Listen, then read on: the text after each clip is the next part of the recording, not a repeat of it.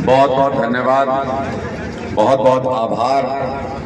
आप सब लोग, ऊपर सूरज चमक रहा है और नीचे आप लोग चमक रहे हो, यही चल रहा है। आप सब लोग इतनी बड़ी संख्या में यहाँ पर इकट्ठा हुए, इसके लिए आपका बहुत बहुत आभार, बहुत बहुत धन्यवाद।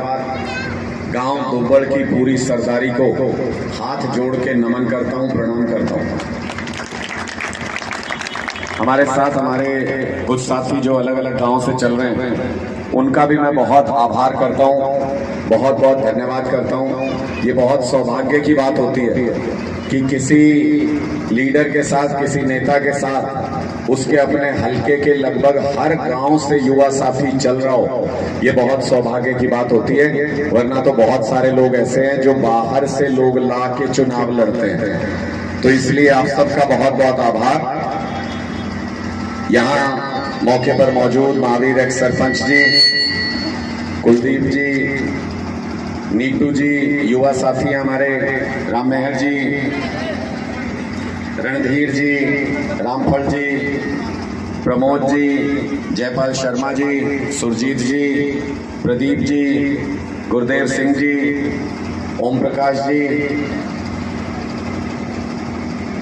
हमारे मक्खन सिंह जी सामने मुझे नजर आ रहे हैं, और भी कई साथी हैं। फिर मैं नाम लेने की लिस्ट में चला जाऊंगा तो फिर कोई छूट जाएगा, लेकिन गुरनाम जी का नाम ले देता हूँ, नहीं तो मेरे को उलाना देते हैं बार बार कि आप मेरा नाम नहीं लेते। तो प्रधान जी भी यहाँ पर उपस्थित हैं।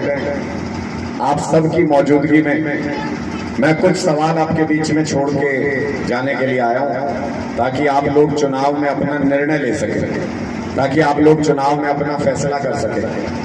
कोई बंधन तो है नहीं कि किसको वोट देना है, कोई मजबूरी तो है नहीं। जब मशीन सामने रखी होती है तो या तो ऊपर भगवान देख रहा होता है, या फिर आपको पता होता है कि आप किसको वोट कर रहे हो। तो इसलिए जिसको दिल करे उसको वोट करना। लेकिन मैं कुछ सवाल छोड़ के जा रहा हूं आपके बीच में, वो सोचना जरूर, उनके बारे में निर्णय जरूर करना। जैसे कि मेरे मन में सवाल आया, अभी मैं गाँव में घुसा तो मेरे मन में उस वक्त ये सवाल था, आपके यहाँ से तो बहुत बड़े नेताजी हैं, बहुत बड़े नेता आपके यहाँ से हैं, 10 चुनाव लड़े हैं, कई बार आपने मौका दिया है, मौजूदा सांसद भी हैं। मेरे मन में एक सवाल आया, मैंने कहा यार इस गांव में ना अस्पताल बहुत शानदार होगा, बहुत शानदार अस्पताल होगा इस गांव में। नेताजी को इतना मान सम्मान दिया इस गांव ने, इतना साथ दिया, इतनी ऊंचाई तक लेकर के गए, तो उन्होंने कुछ तो किया होगा अपने गांव के लिए। एक शानदार अस्पताल होगा, उसमें डॉक्टर रहता होगा हमेशा, कोई भी हारी बीमारी में चला जाए उसको तुरंत दवाई मिलती होगी, तुरंत सारे टेस्ट होते होंगे। ऐसा है क्या? ऐसा है क्या? अस्पताल नहीं है, सही में नहीं है क्या? ऐसा कैसे हो सकता है?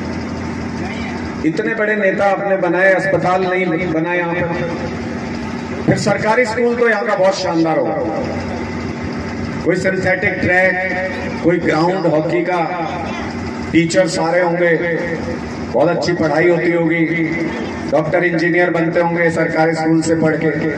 है क्या ऐसा? ये भी नहीं है, सच में नहीं है क्या? ऐसा तो नहीं आप मुझे बता रहे हो, सही में? फिर मुझे लगता है कि पानी की निकासी की कोई समस्या यहाँ नहीं होनी चाहिए किसी भी हाल में। ऐसा कुछ है तो नहीं? पानी की निकासी की कोई समस्या है क्या? है, पानी की निकासी की दिक्कत होती है।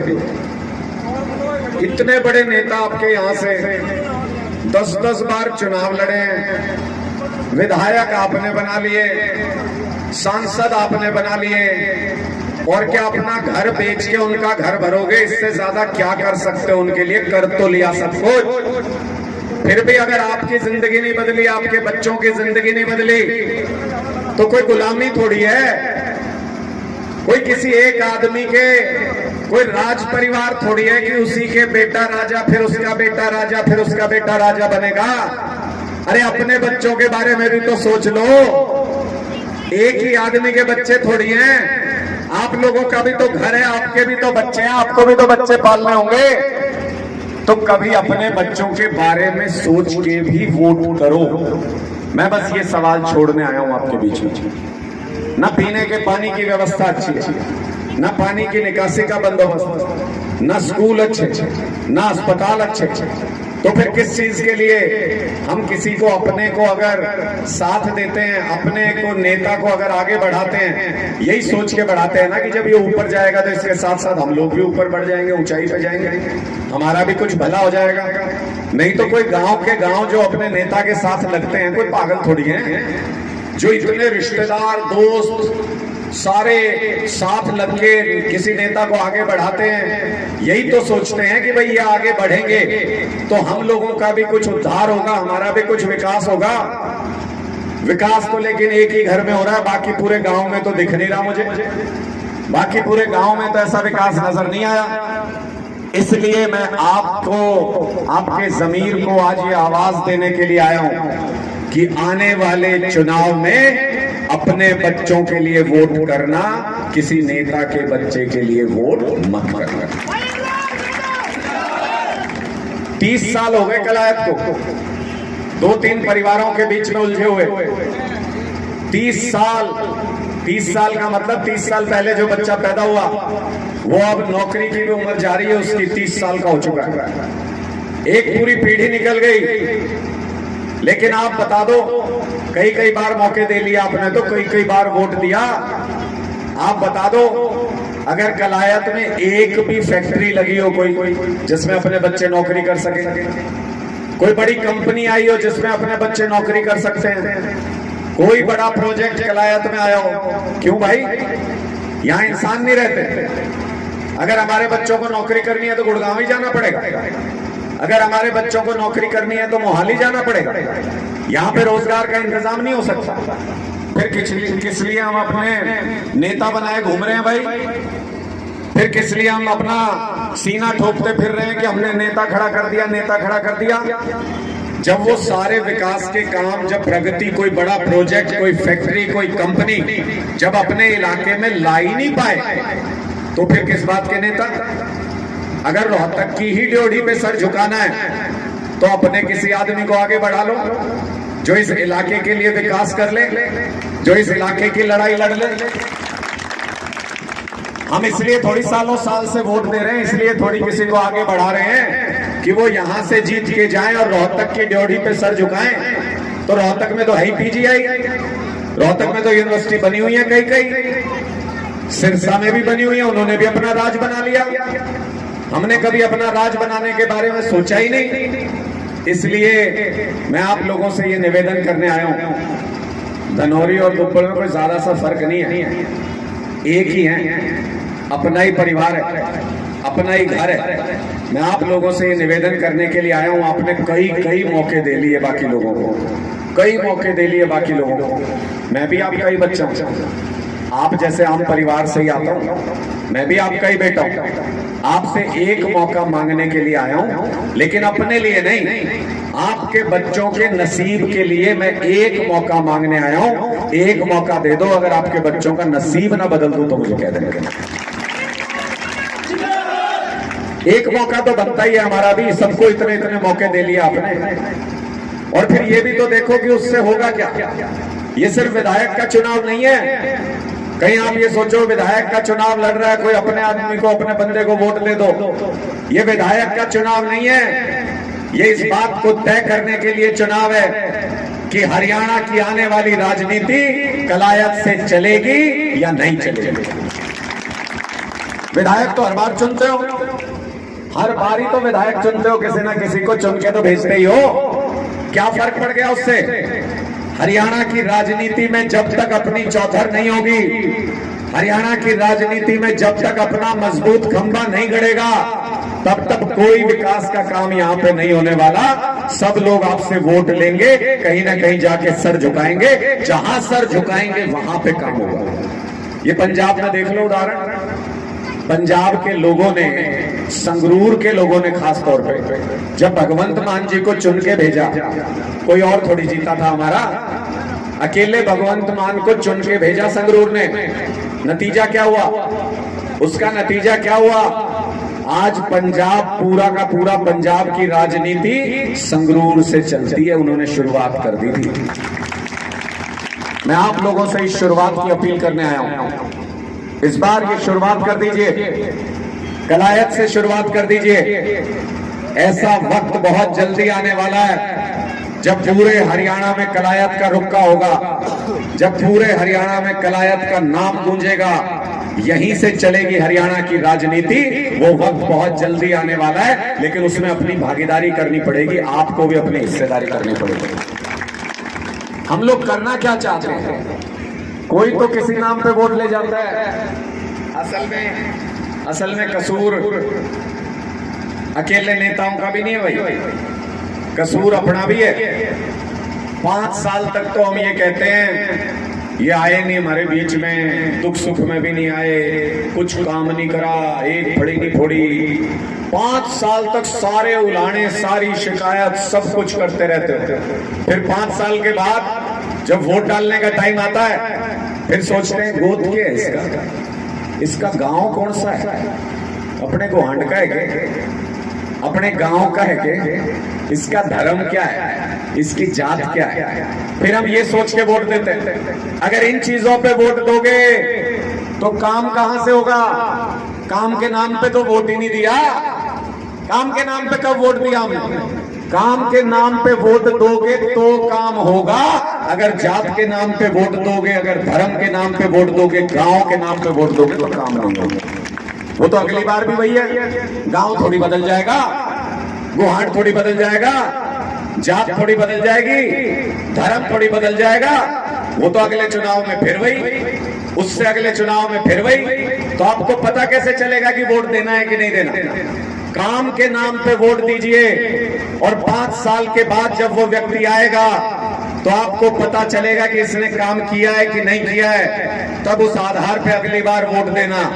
अगर ऐसा करोगे तो ही हम हरियाणा के बाकी इलाकों और देश के बाकी इलाकों के बराबर चल पाएंगे। आज के दिन में हम 30 साल पीछे हैं, 30 साल पीछे है कलायत बाकी इलाकों से। दुनिया चांद पे पहुंच गई, हम अपनी नाली के लिए लड़ रहे हैं। दुनिया चांद पे पहुंच गई, नाली का पानी हमारी सड़कों पे, हमें यही चिंता खाई जा रही है। कैसे तरक्की होगी, कैसे बच्चों को रोजगार मिलेगा, कैसे आगे बढ़ेगा कलायत? इसलिए आगे नहीं बढ़ा कि हम छोटी छोटी चीजों में उलझे रहे। अब बड़ा सोचने का टाइम है। पूरे प्रदेश के बारे में सोचो, हरियाणा की सियासत के बारे में सोचो। गांव बहुत छोटा इलाका होता है, मान सम्मान अपना होता है, गांव साथ होता है तो उसका रुतबा भी होता है, लेकिन बहुत छोटा इलाका होता है। एक गांव की पहचान इससे होती है कि वो कितना बड़ा सोचते हैं। तो मैं आज आपके बीच में यह आह्वान करने के लिए आया हूं कि अपनी सोच का दायरा सीमित मत रखिए, अपनी सोच का दायरा बड़ा कीजिए। और कुब्बल को, अब पूरे कलायत को और सारे गांव को अब हरियाणा की राजनीति के बारे में सोचना चाहिए। अब अपने कलायत के बेटे को आगे बढ़ाने के बारे में सोचना चाहिए। ये पुराने राज परिवारों का समय अब चला गया। मेरी नजर में तो ये युवा साथी खड़ा अपना, ये भी मेरी नजर में तो ऐसा ही है।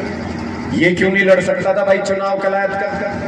मैं आप ही से पूछता हूँ, ये भी लड़ सकता था कलायत का चुनाव? मुझे खुशी होती। किसी भी और पार्टी से लड़ता तो भी मैं खुश होता कि किसी आम परिवार से कोई आया है, वो चुनाव लड़ रहा है। अब खुद तो नेताजी सांसद हो गए, खुद सांसद हो गए। फिर जब कलायत से चुनाव लड़वाने की बारी आई तो अपने गांव का एक भी युवा याद नहीं आया, कोई एक युवा साथी याद नहीं आया। यही कर देते कि मेरे गांव भी मेरे परिवार जैसा है, मैं अपने परिवार की बजाय अपने गांव में से किसी आम परिवार के किसी लड़के को चुनाव लड़ाऊंगा, मैं उसके पीछे खड़ा हूंगा। वो भी नहीं किया, वो भी नहीं किया। जब करने की बारी आई, पूरे कलायत में घूम फिर के अपने ही घर में, राज परिवार में अपना ही बच्चा नजर आया और कोई बच्चा नजर नहीं आया और कोई बालक नहीं दिखा भाई। जब उनको आप नजर नहीं आते तो आपको भी नजर फेरने में क्या दिक्कत है? नजर फेरोगे तो पूछ ज्यादा होगी। जब अगली बार गांव में आएंगे तो घर घर में आएंगे, थोड़ी नजर फेर के देखो एक बार। इसलिए मैं आपसे यह अनुरोध करने आया हूं कि इस बार सोच समझ के वोट दीजिएगा। कोई जल्दबाजी नहीं होती जब आप बटन दबाने जाते हैं मशीन के ऊपर, कोई समय सीमा नहीं होती। आप आराम से मशीन के सामने खड़े होके 10 सेकंड के लिए आंख बंद करके ये सोचिएगा कि मैं जो भी बटन दबाने जा रहा हूं या जा रही हूं उससे मेरे बच्चों का नसीब लिखा जाना है। फिर आप आंख खोल के वोट करेंगे।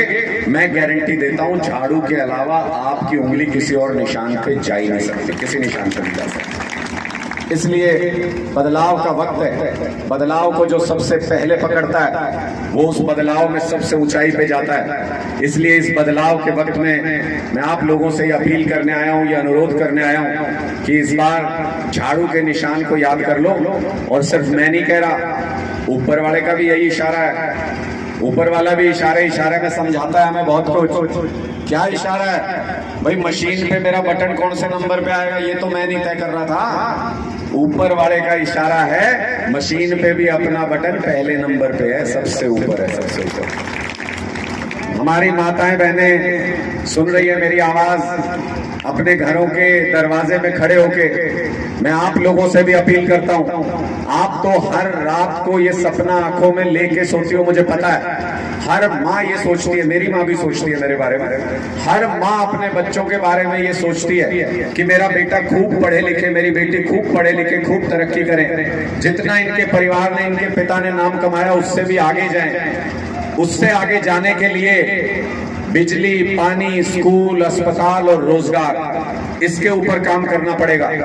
और आपको भी पता है कि दिल्ली और पंजाब में इन चीजों के ऊपर कौन काम कर रहा है। अरविंद केजरीवाल एक ऐसे नेता हैं, अरविंद केजरीवाल एक ऐसे नेता हैं जो गरीब के बच्चों को भी अफसर के बच्चों के साथ बैठ के बेंच पे बैठ के पढ़ते देखना चाहते हैं, उसके लिए काम करते हैं। इसलिए इस बार आप सब लोग आम आदमी पार्टी का साथ दीजिए, आम आदमी पार्टी से जुड़िए।